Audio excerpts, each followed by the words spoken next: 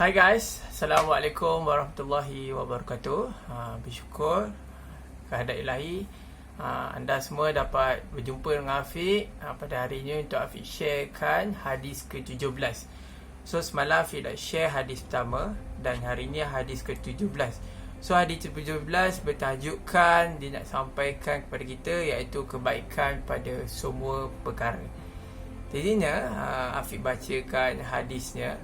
An Abi Ya'la Shidda ibn al-Aus radhiyallahu anhu anna Rasulullah sallallahu alaihi wasallam qala Inna Allah kataba ihsana ala kulli shay'in fa idza qataltum fa ahsinu kitlata wa idza dhahabtum fa ahsinu zibhata wal yuhidda ahadukum syafratahu wal yurih dabihatahu. Daripada Abi Ya'la Shadda bin Aus radhiyallahu anhu meriwayatkan Rasulullah sallallahu alaihi wasallam bersabda, sesungguhnya Allah telah menyetapkan ihsan iaitu kebaikan ke atas semua perkara.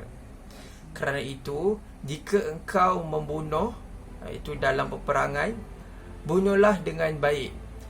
Jika kamu menyembelih, sembelihlah dengan baik.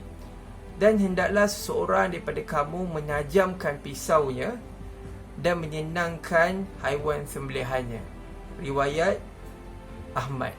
So daripada hadis ke-17 ni, dia menceritakan pasal kebaikan pada semua perkara dan macam mana kita nak sembelih haiwan-haiwan ternakan.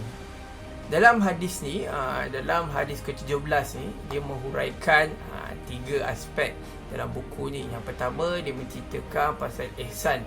Yang kedua, dia nak menerangkan pasal hukuman bunuh. Dan yang ketiga, nak ceritakan berkenaan dengan penyembelihan. Jadinya, saya terus kepada poin pertama, iaitu ihsan. Ihsan ni bermaksud melakukan sesuatu dengan kaedah yang terbaik. Hadis ini menjelaskan kaedah dan dasar yang perlu dipegang oleh setiap Muslim dalam setiap perlakuan dan tindakan. Kaedah ini ialah hendaklah berlaku ihsan dalam semua tindakan dan perlakuan harian. Untuk menjelaskan hadis ini, Rasulullah SAW mendatangkan 2 contoh. Contoh pertama, ketika bertindak dalam melaksanakan hukuman bunuh atau qiyas, dan yang kedua ketika menyembelih binatang ataupun haiwan. Itu yang pertama, diceritakan pasal ihsan. Seterusnya diceritakan berkenaan dengan hukuman bunuh. So pelakuan ihsan ni dalam menjalankan hukuman bunuh saya akan ceritakan kepada 4 isi atau 4 poin. Yang pertama, tiada unsur penganiayaan. Dan yang kedua, menyegerakan kematian.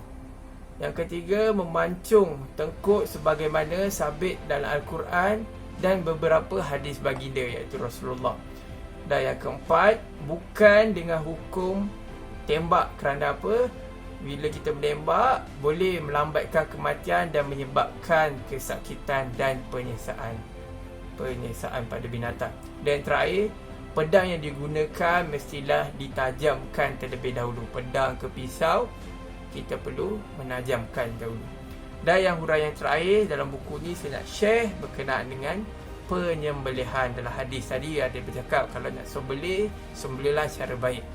Pelakuan ihsan dalam penyembelihan haiwan ialah pertama, menyegerakan kematian, menggunakan mata pisau yang benar-benar tajam, menyembelih dengan lemah lembut, tidak merebahkan haiwan sembelih ke tanah dengan kasar, tidak menyirit, menghadapkannya ke kiblat, membaca basmalah dan hamdalah, memotong urat nadi lehernya, membiarkannya hingga mati baru di siang atau dinipah, mengakui nikmat dan mensyukuri pemberian Allah kerana Allah telah menundukkan haiwan tersebut kepada kita, padahal dia berkuasa untuk menjadikannya susah untuk kita menguasainya, seperti memburu binatang buas. Dan yang terakhir, mensyukuri nikmat Allah yang telah menghalalkan dagingnya untuk kita padahal dia berkuasa untuk mengharamkannya. Okey, itulah dalam hadis ni dia share berkenaan dengan sifat ihsan kita. Kita nak membantu buat baik kepada semua perkara, walaupun sekecil zarah pun, Jadinya berbuat baik ni dalam hadis dia fokuskan macam mana kita nak penyembelihan binatang. So nanti akhir tahun nanti, Hari Raya Aidiladha, kepada siapa yang nak menyembelih binatang, especially Malaysia, rakyat Malaysia buat lembu kan. So sembelih lembu, ingatlah kalau nak potong, kalau nak sembelih tu kita kena cara elok, lemah lembut macam yang dikatakan dalam hadis ni. Sama juga macam sembelih ayam, macam selalu penyembelih ayam, siapa-siapa yang buat program penyembelih ayam, kita perlulah putuskan urat nadi tu dengan sekali je. Kalau anda semua pernah pergi kursus, dia ada ajar pegang ayam tu sekali je, sekali hiris je. Jadi tak boleh gesek macam tu, jadinya makruh jadinya. Okey, jadi hari ni itu saja untuk Afiq share pada hari ni hadis yang ke-17. Okey, tadi Afiq dah share sedikit berkenaan dengan hadis ke-17. Jadi kita teruskan pada esok hari, hadis apa yang kita akan Afiq sharekan. Macam biasa, kotak Afiq kita cabut. Alright. So, kita tunggu. So,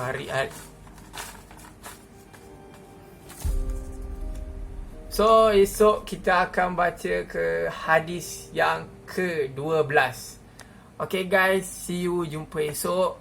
Sekian, terima kasih kerana menonton sharing Afiq pada hari ini, supaya anda semua dapat sebarkan dan dapat amalkan. Sekian, terima kasih, jumpa lagi.